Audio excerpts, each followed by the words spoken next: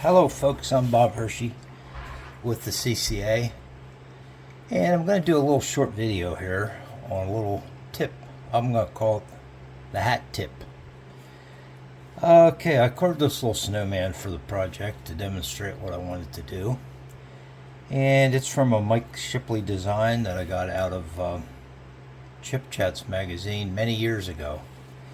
It's a little snowman I kind of like. It gives me an overcoat, a scarf, a hat, and so I can add some colors to the snowman, and it's just kind of an interesting little fella.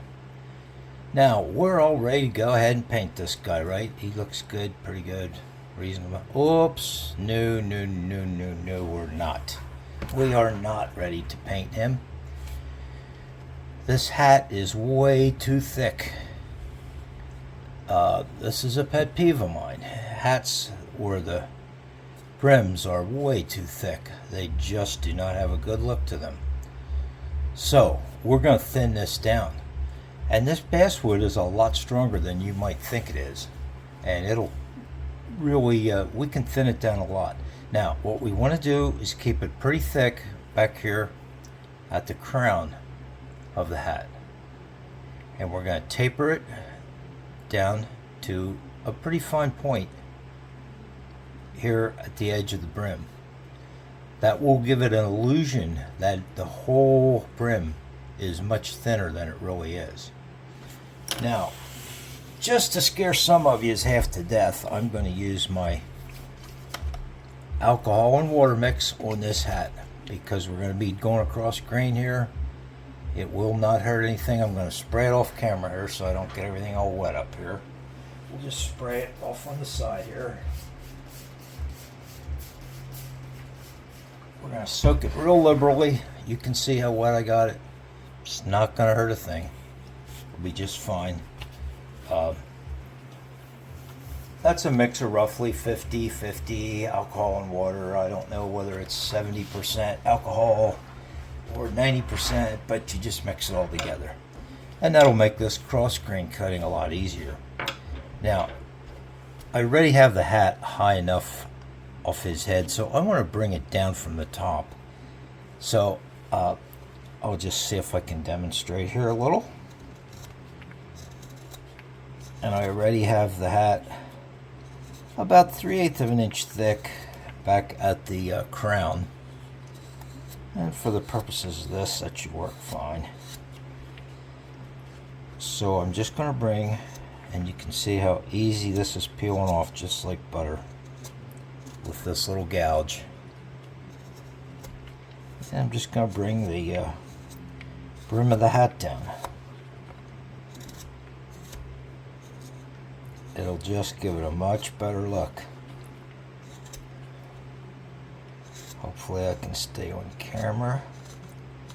You don't have to take it to a complete point, but you can get it very close. And this will, when your eye meets this, if you can see that, but it just gives it the illusion of a much thinner hat than over here on this thick side where we just have a big thick brim.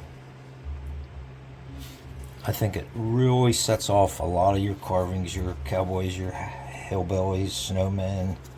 Anytime you have a hat.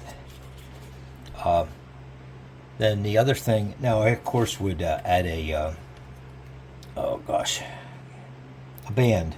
My tip just broke off. I would add a band to the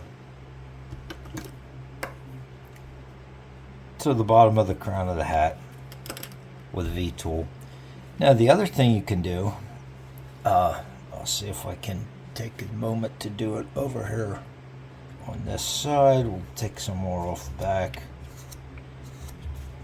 Just makes it look a lot more interesting. The other thing you can do if you want to get a little movement in the hat, you can bring it up off the bottom some. This adds interest. Now see, I'm taking that thin hat line across the top here. I'm just pushing it up here, and we'll bring it down over here.